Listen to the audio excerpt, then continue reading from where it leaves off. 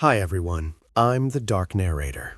If you're new here, consider subscribing. We dive deep into the darkest, most chilling real-life horror stories out there. And if you're a returning viewer, I'm so glad to have you back, friend. In this video, we're exploring 6 terrifying encounters from the Appalachian Mountains. Stories from hikers and travelers who ventured into these ancient hills and barely made it back to tell the tale.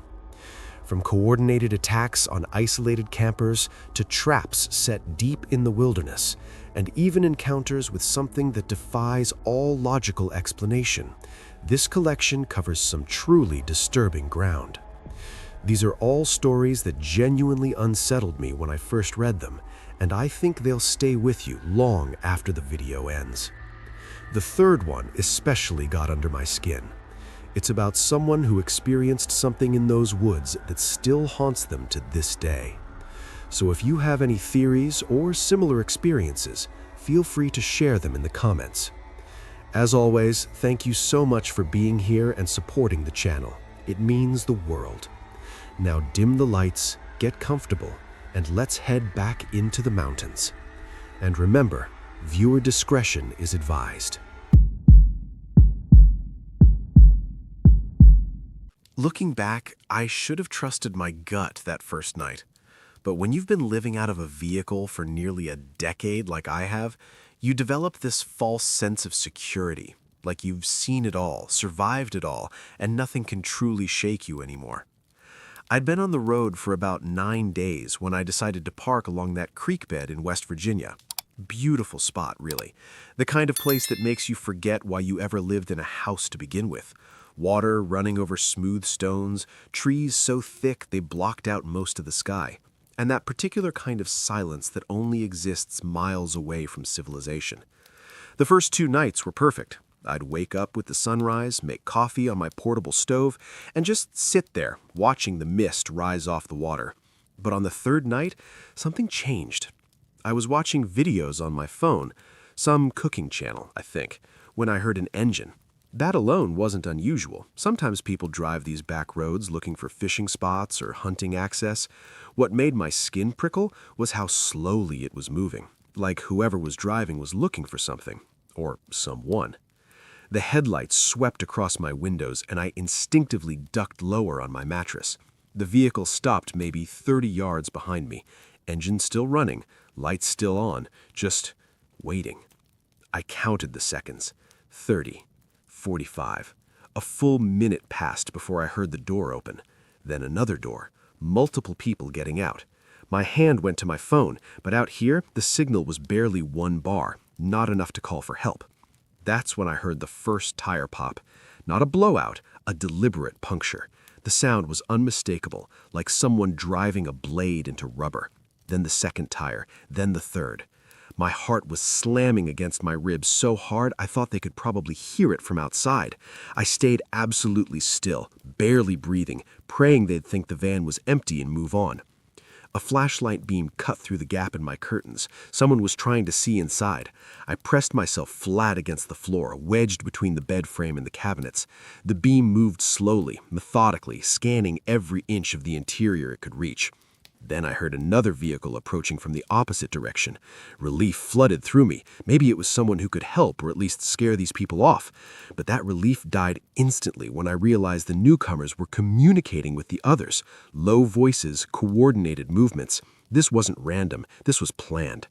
I made my decision in a split second. While they were all focused on the new arrival, I slipped out the passenger side door and dropped into the creek bed below. The cold water shocked my system, but I used it, let it wake me up, sharpen my senses. I crawled along the stream bed using rocks and brush as cover until I was far enough away that I felt safe standing. Then I ran. I didn't look back, didn't try to see how many there were or what they were doing. I just focused on putting distance between myself and that van, the only home I'd had for years, now abandoned with everything I owned still inside.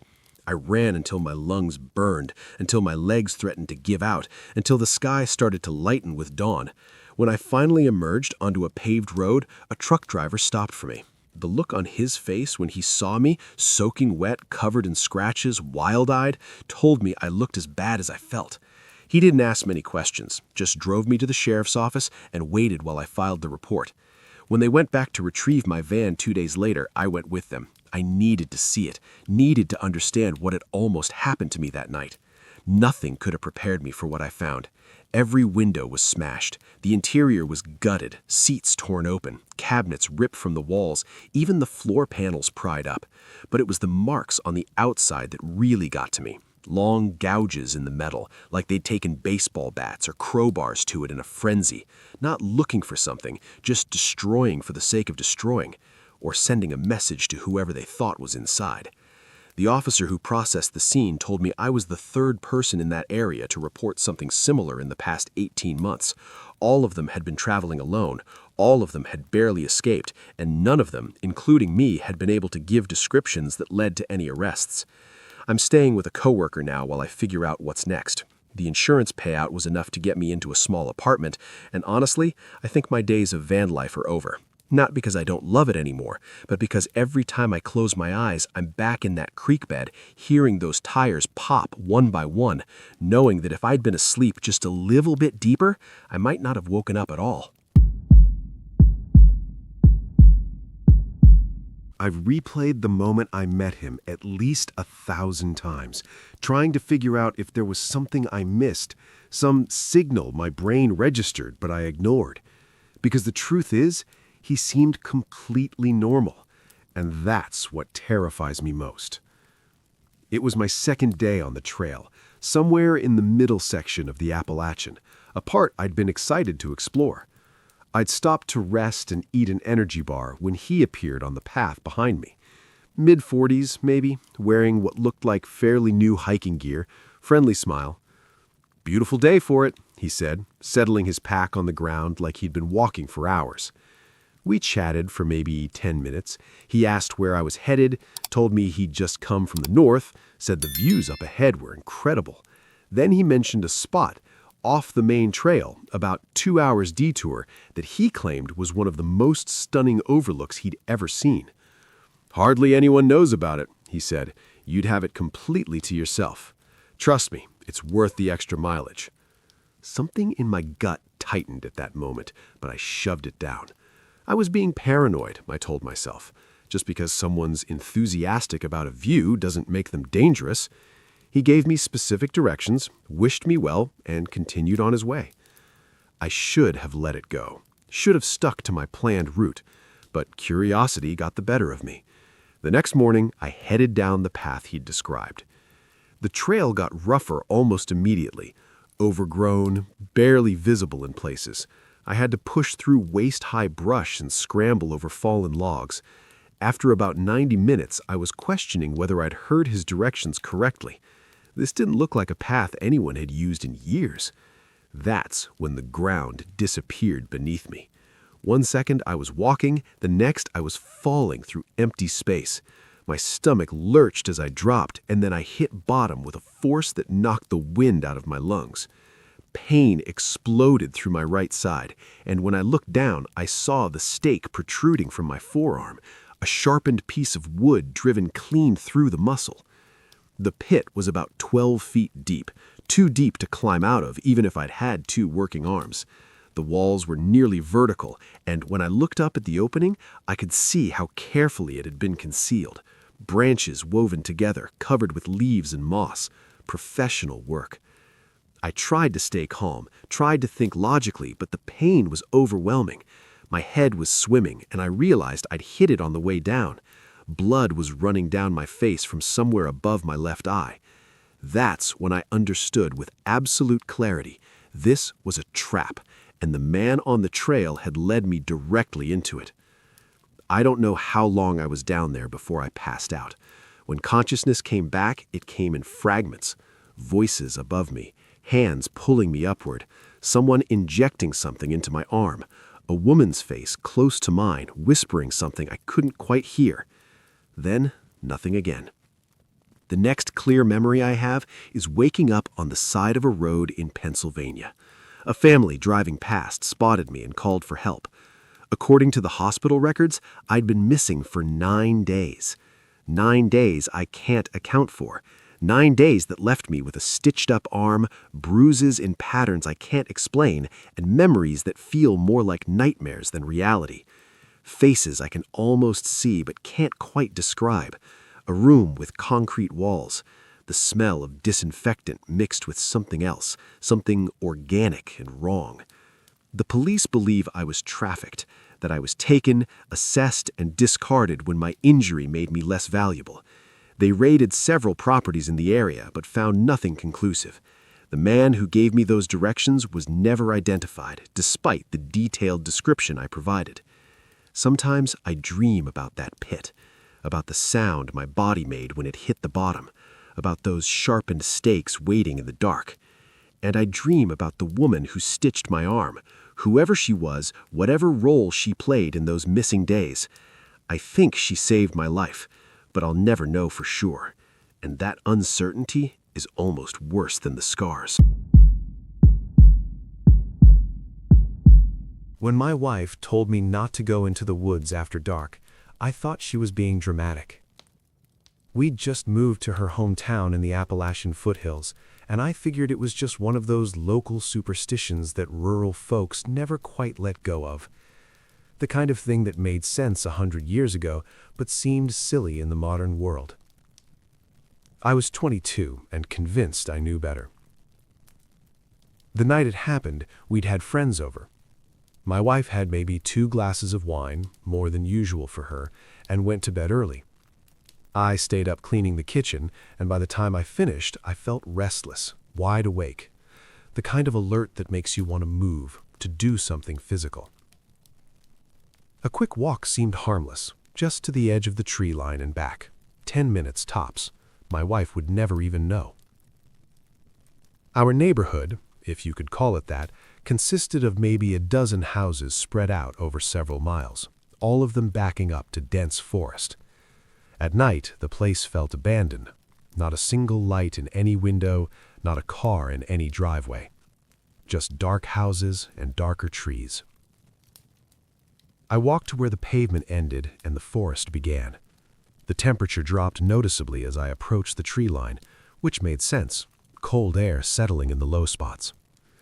I told myself I'd just go a few yards in, enough to say I'd done it, enough to prove my wife's warnings were overblown. The first few steps were fine, normal, but somewhere around the 6th or 7th tree, something changed. The air got colder, not gradually, but all at once, like stepping into a freezer, and the sounds of the forest just stopped. No insects, no rustling leaves, nothing. Complete silence. I turned to head back and couldn't see the road. That made no sense. I'd walked maybe 30 feet, barely far enough to lose sight of where I'd come from. But when I looked behind me, there was only forest, trees in every direction. My heart started hammering. I picked a direction and walked faster, sure that I'd emerge onto the street any second. But minutes passed and nothing changed. Just more trees, more darkness, and that suffocating cold. Then I heard my footsteps echo. Except they weren't echoes. They were too perfectly timed, too deliberate. Someone else was walking when I walked, stopping when I stopped. "Hello?"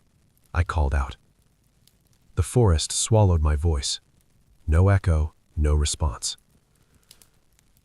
I started moving again, and the footsteps returned, perfectly synchronized with mine, like a shadow I couldn't see.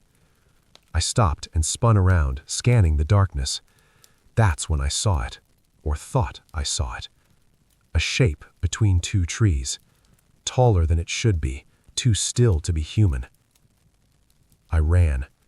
Branches whipped my face and hands, my lungs burned. The cold air was so thick it felt like breathing ice water. But no matter how fast I moved, I couldn't find the road. The forest just went on, endless and impossible. Then I saw a light, faint but definitely artificial. I crashed toward it and burst out onto pavement so suddenly I nearly fell. Houses, streetlights, the normal world. I bent over, hands on my knees, gasping for air. When I finally looked up, I was 3 houses down from my own.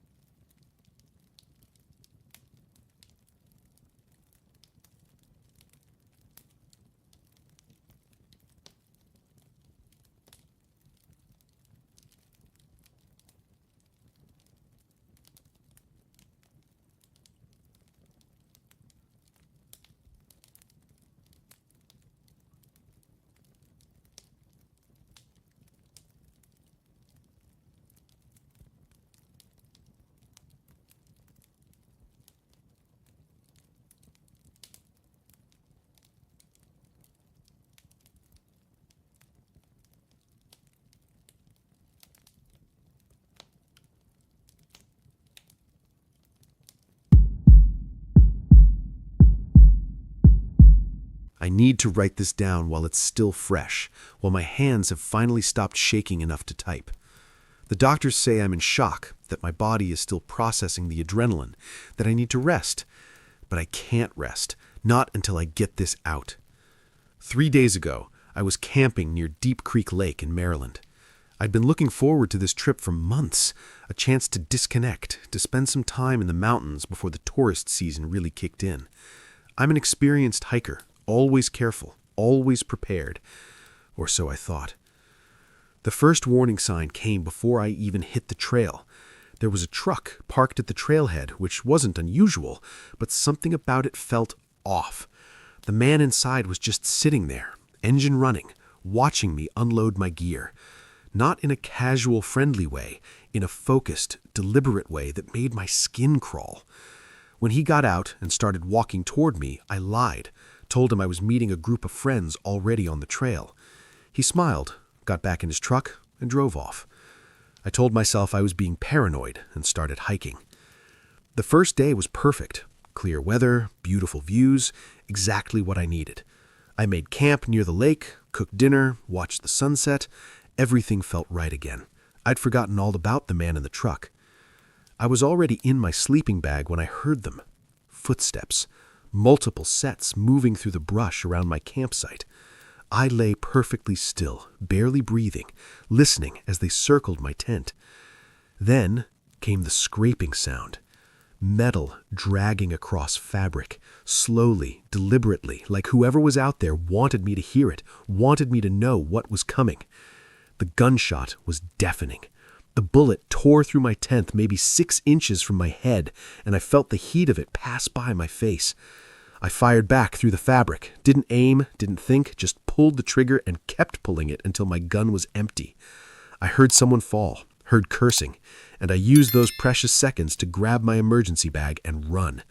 I didn't think about the tent, my supplies, anything. I just ran through the darkness, crashing through underbrush, tripping over roots, my only thought to put distance between myself and whoever had just tried to kill me. I activated my emergency beacon somewhere around dawn, and by mid-morning, search and rescue had found me. When they went back to my campsite, they found my tent shredded, not just shot up, but torn to pieces, like someone had gone at it with a knife in a rage after I'd already escaped. There was blood, a lot of it, enough to know I'd hit whoever shot at me, but no body, no evidence of who it had been or why they'd targeted me. The truck from the trailhead was still there when we got back to the parking area. Stolen, the police told me later. Reported missing 3 months ago from a town 2 hours away. What keeps me up at night isn't even the shooting itself. It's the premeditation of it. The fact that someone saw me that morning, followed me, waited until I was asleep, and then tried to kill me in a way that would have looked like an accident or an animal attack if they'd succeeded. I don't know who they were. I don't know if they're still out there, and I don't know if I'll ever feel safe in the woods again. We bought my grandparents' house thinking we were getting a gift. A beautiful old home in the mountains, fully paid off, just waiting for us to move in and make it ours. My mother said it would be good for us, quieter than our old neighborhood, more space, a fresh start. What she didn't mention was why my grandparents' house had been sitting empty for so long. or why, when we first pulled up, every window had thick curtains drawn tight, and every door had 3 separate locks. I was 13, and honestly, I was excited. The house was bigger than anywhere we'd ever lived, and having my own room, a real room with space and windows, felt like a luxury. My brother was 17 and less thrilled, mostly because it meant he was further from his friends and his girlfriend. The first week was busy enough that nothing seemed strange. We unpacked, arranged furniture, my mom worked her usual long hours, and my brother was out more than he was home. I spent most of my time exploring the house, finding hidden closets and old storage spaces my grandparents had filled with decades of accumulated items. Then came the night everything changed. My mom was working a double shift. My brother had gone to a party. I was alone, which had happened plenty of times before and never bothered me. I'd made dinner, watched some TV, and was heading upstairs to bed when I noticed something odd. The basement door was open. Just a crack, but definitely open. I knew I'd closed it earlier, I was sure of it. But I told myself I must have forgotten, went down to shut it properly, and that's when I saw the window. The sliding window at ground level, the one that opened onto the backyard. It was unlocked. My stomach dropped. I locked it, checked it twice, and went back upstairs. But I couldn't shake the feeling that something was wrong. I ended up dragging a chair into my room and propping it under the doorknob before I finally fell asleep. I woke up to my brother's voice calling my name, but it was wrong. The tone, the timing, everything. My brother wasn't supposed to be home yet, and the voice sounded like it was coming from downstairs, from the basement. I called back but got no answer.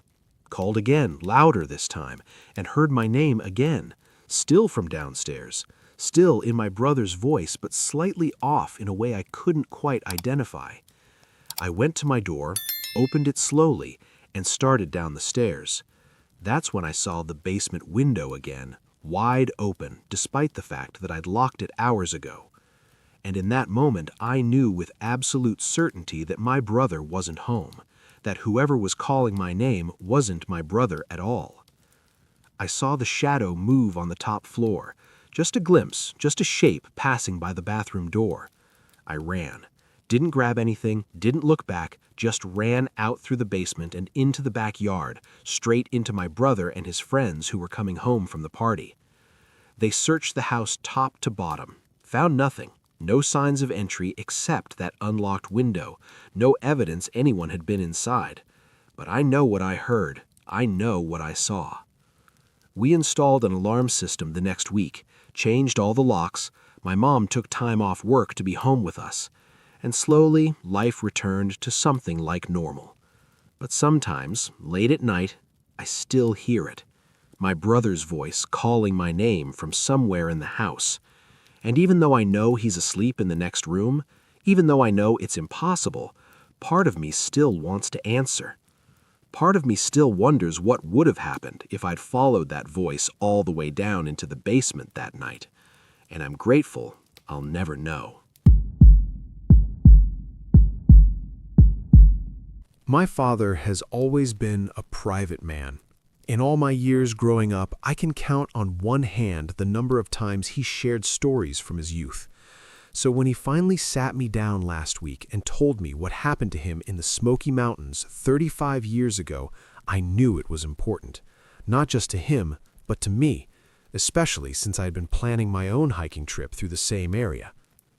"Before you go," he said, "there's something you need to hear."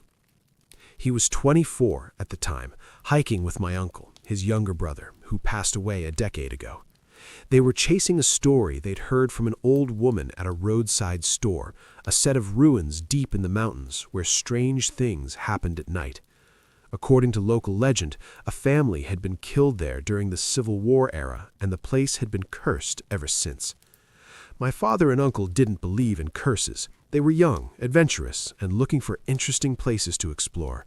The ruins seemed like the perfect destination. The first 3 days of their hike were uneventful.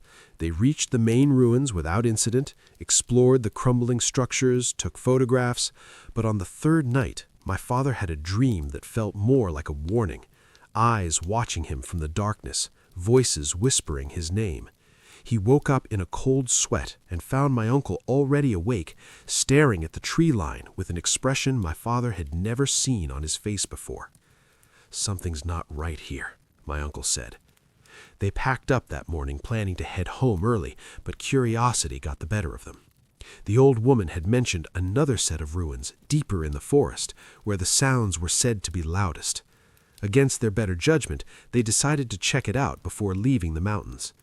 They heard him before they saw him, a low, rhythmic sound, almost like crying, but not quite, more animal than human, but too deliberate to be an animal. They followed the sound until they reached the ruins, a collapsed structure with 3 walls still partially standing. That's where they found him.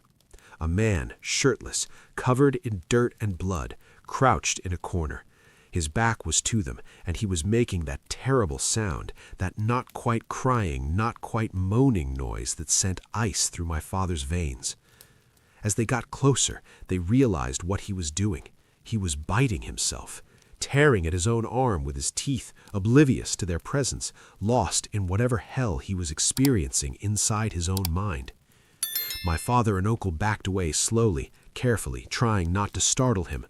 Once they were outside the ruins, they talked in hushed voices. They'd heard about the missing person, everyone in the area had. A man who'd gone hiking alone 2 months prior and never returned. The search had been called off weeks ago. They couldn't leave him there, but they also couldn't approach him safely, so they left food and water at the entrance to the ruins and hiked down the mountain as fast as they could to get help. The rescue team found him 3 days later, barely alive, severely dehydrated, covered in wounds both old and new. His arm was mangled, not from an attack, but from his own teeth.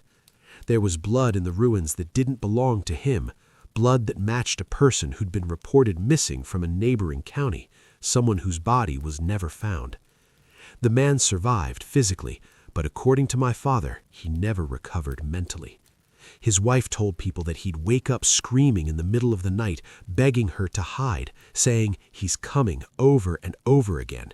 She learned to play along, to hide with him in closets or under the bed until he calmed down.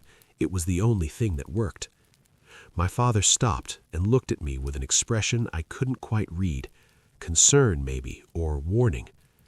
"I don't know what happened to that man during those 2 months," he said. "I don't know what he saw or what was done to him, but I know it changed him in ways that can't be undone. And I know that whatever it was, it's still out there in those mountains." He didn't tell me not to go. He knows me too well for that. But he did make me promise to be careful, to respect the warnings locals give, and to never, ever ignore my instincts. Some places are exactly what they seem. Old ruins, interesting history, nothing more. But some places are doors, and you don't want to find out what's on the other side. I'm still planning to go, but now I'll be carrying more than just supplies and maps. I'll be carrying my father's story and the knowledge that the mountains hold secrets that can break a person in ways we don't have words for. And I'll be listening, really listening, to the old-timers who tell strange stories about the places nobody goes anymore. Because maybe, just maybe, they know something the rest of us have forgotten. What I'm about to share didn't happen to me. It happened to my grandfather. And it's a story that serves as a stark reminder that we never truly know our friends, neighbors, or acquaintances. Reality is often murkier and far more complex than we'd like to believe. This took place 43 years ago in an isolated corner of McDowell County, West Virginia. My grandparents had a small wooden cabin deep in the Appalachian Mountains, completely cut off from everything. It wasn't their main home, but they spent considerable time there, especially my grandfather, who'd always preferred the thick, quiet stillness of forest over the constant noise of towns. That cabin, which belongs to me now, was always meticulously maintained, far more so than their actual house. My grandfather treated it like a sacred space. Every board, every nail seemed placed with care you'd only use if building something to last generations. In fact, the cabin had been handed down from my great-grandfather. That particular summer, my grandfather decided to do renovations in the attic. It wasn't a big space, but he wanted to make better use of it. Between insulation, patching walls, and reinforcing the roof, the work proved tougher and more time-consuming than expected. My grandmother stayed in town to care for my mom, who was still a little kid, and wasn't planning to join him for another couple weeks, so he was completely alone. Anyone who knows these woods, and more importantly, respects them, understands there are unwritten rules you follow without question. You don't wander through trees after dark. You don't answer voices from the brush. You never enter dense thicket without knowing how to get out. And above all, you never go into the woods without protection. My grandfather followed these rules like gospel. And when I go to that cabin nowadays, I follow them too, out of both respect and fear. Not that I go often. I live in the city, and that part of the country's always given me chills. It takes a certain kind of person to live out there, someone braver than me. The night everything started, my grandfather had spent the whole day sealing a hole in an attic wall. He tried using mortar that ended up being useless, so he had to improvise, which dragged the work past sunset.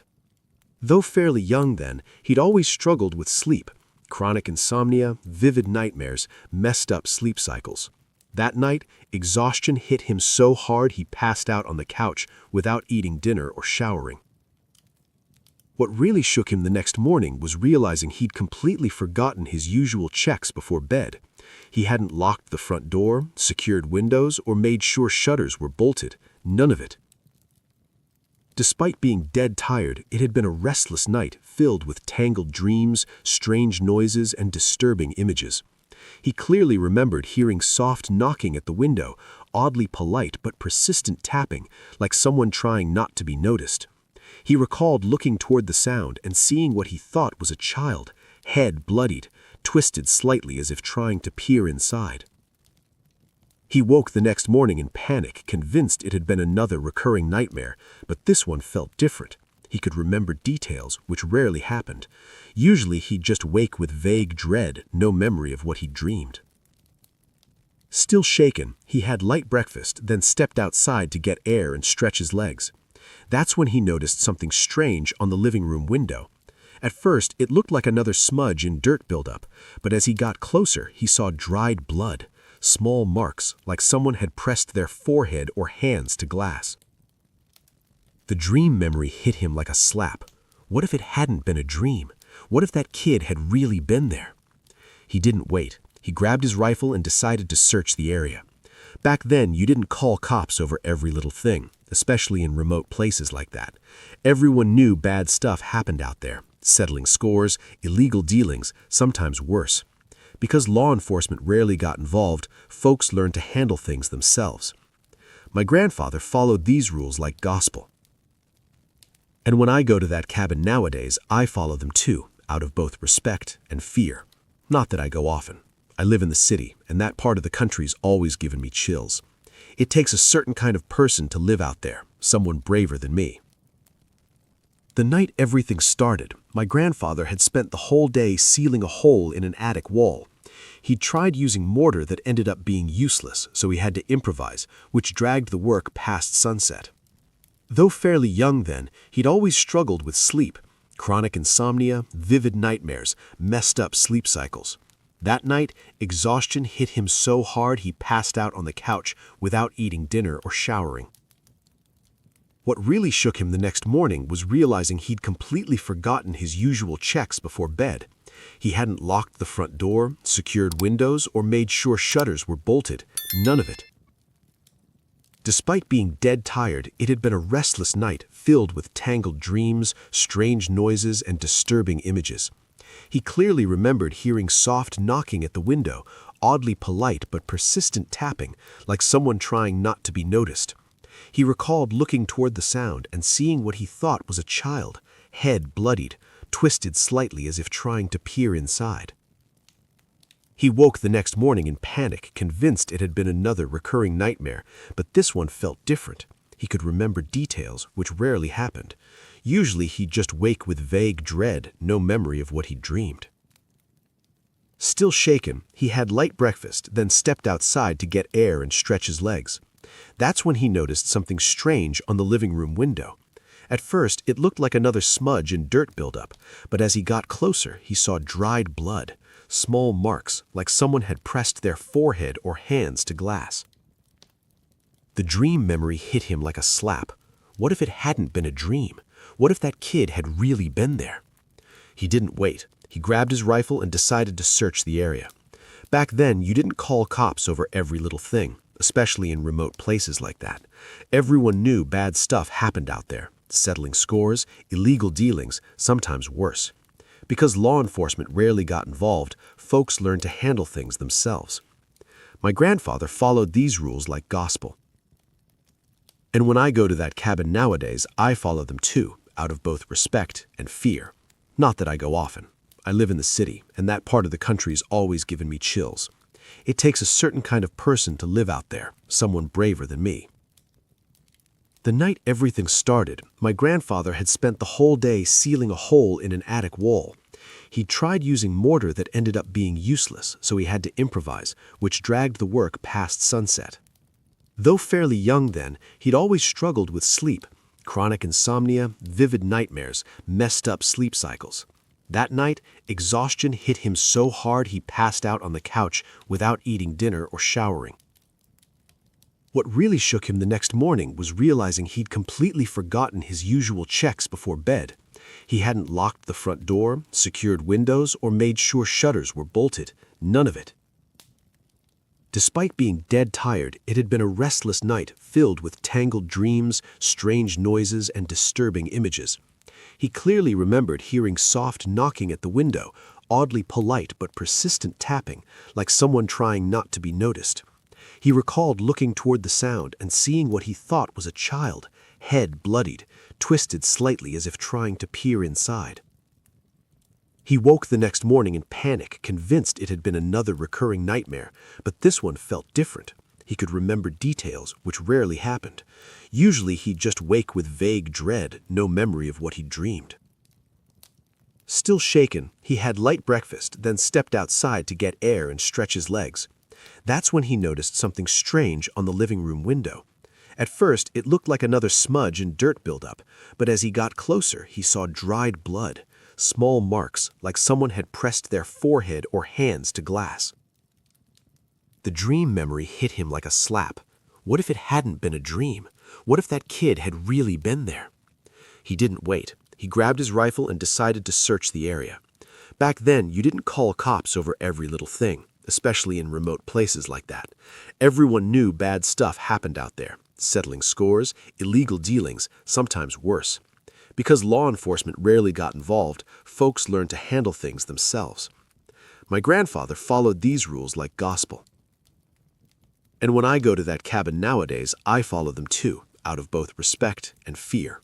Not that I go often. I live in the city, and that part of the country's always given me chills.